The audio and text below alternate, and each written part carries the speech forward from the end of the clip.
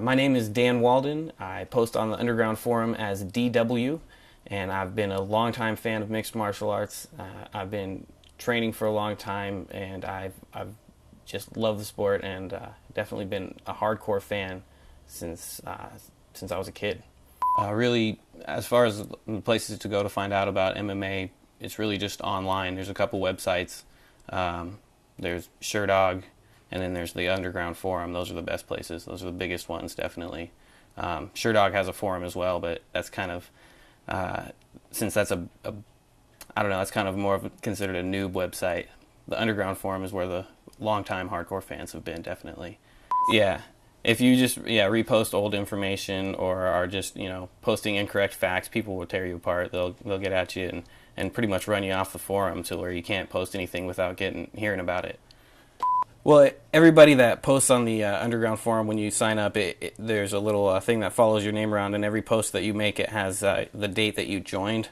And so every time that you post, everybody sees how long you've been on the forum. And so if you haven't been on there very long, nobody really takes your post seriously. But the old timers, they get more respect because they've been on the forum for so long. So if you have an old school join date, then you get a lot more respect and a lot more people will listen to what you have to say.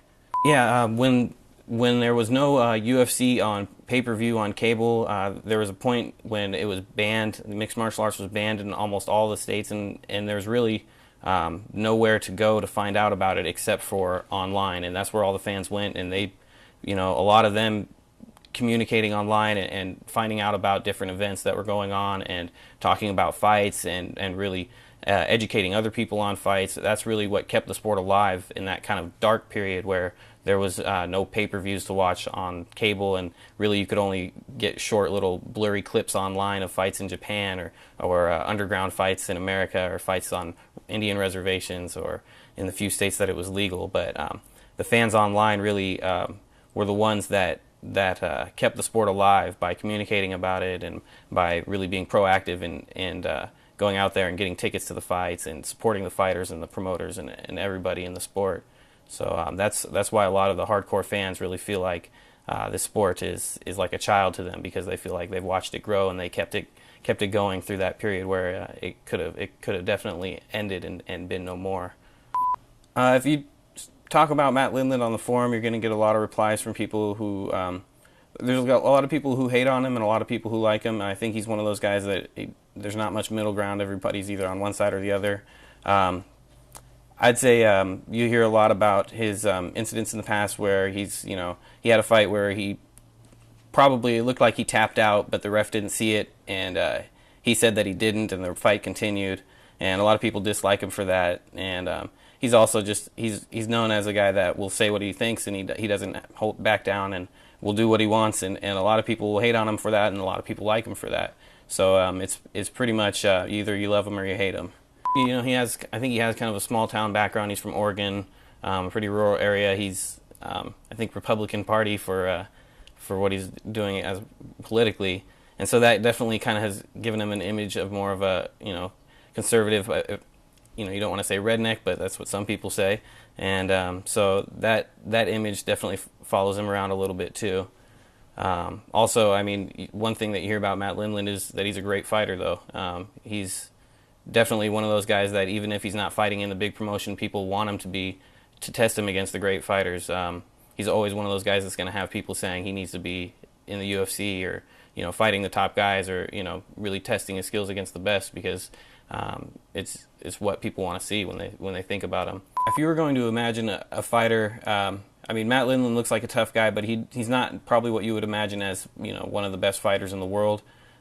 He's not, the big, bulky, upper body looking guy, but it's all skill. And he's been known his whole career as one of those guys that doesn't take losses well. I think even back when he was wrestling, he got his nickname The Law because he lost a match in Greco-Roman wrestling and complained to the courts and said that the guy pretty much cheated by using his legs as a tripping technique when that's not allowed in Greco, and got the match overturned and got a rematch, and he beat the guy in the rematch, and that's where he got his nickname The Law from.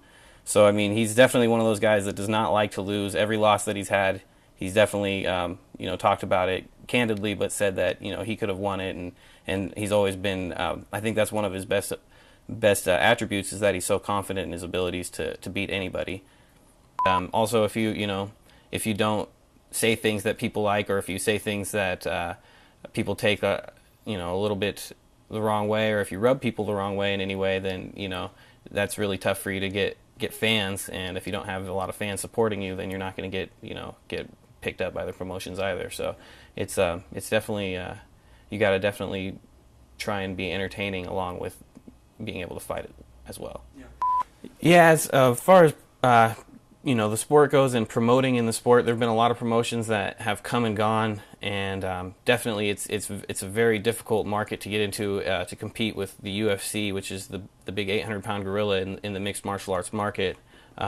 A lot of promotions have come and gone, and just they come out and they advertise big, throw a lot of money around, and then after one or two shows, and horrible performances on pay-per-views, they can't support their fighters, they can't pay their contracts, and they can't go on, and they shut down.